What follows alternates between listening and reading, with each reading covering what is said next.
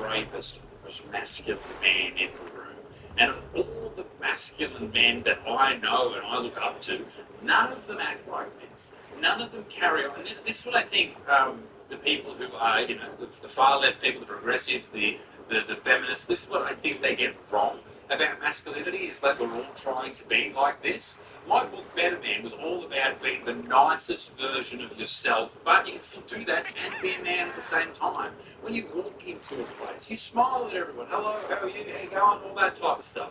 You don't have to walk into your local coffee shop every morning and death stare at the barista and demand they don't earn your luck. Pardon me, it's a little thing, coffee, you didn't know. Anyway, you don't have to do that. That's fucking ridiculous. It's one of the biggest thing in my ability to witness that was when I started. Hang on. Can I just look at his background for a moment? Like, good on him for working for himself, but he's got it wrong. Look at the books he's got. He's got the Bible and a book called Testosterone. Dude, what the fuck is that? Here I am having a chicken meal with tomato and honey sauce, raw chicken, of course. Oh. You guys are like, this guy probably always I've has. seen one of these dudes. They just eat raw chicken. Constantly eating raw chicken. Like, you're not supposed to eat raw chicken. I think if you ate raw chicken straight, if you killed the chicken and then ate it then, I think you'd be probably, like, it's probably the best time to eat it. But I still think you should cook it. Like, how long is that chicken breast that you're eating raw for some reason been sitting out in the world? Plenty of time for the bacteria or parasites to grow or you latch onto it. That can't be good for Well, I you. don't always have diarrhea, but I do go through phases where I do have diarrhea every day. Why do you think that's happening, mate? But just when I shit, it happens to be liquid. Oh, bro, Scott Lives, 21,000 people follow him. Part of the primal cult, apparently.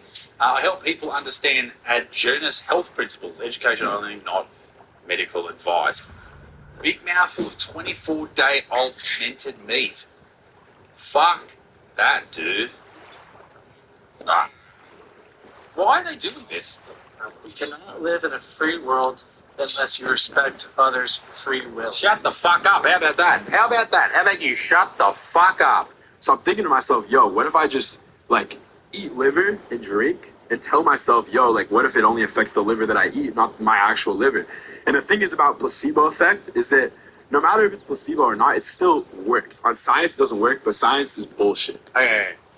If I eat liver, it will do what the liver does in my body for alcohol, but in my stomach, even though it's a dead liver.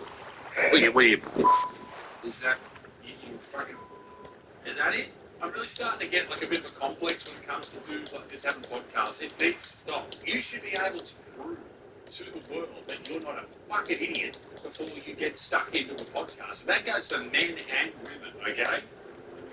I don't think I can play this because it's got music in the background. But what I will do is I will revoice it. Are you ready? I will revoice it. Here is a syringe with blood that she drew out of my body. What you see here is a syringe of her blood that I drew from her body.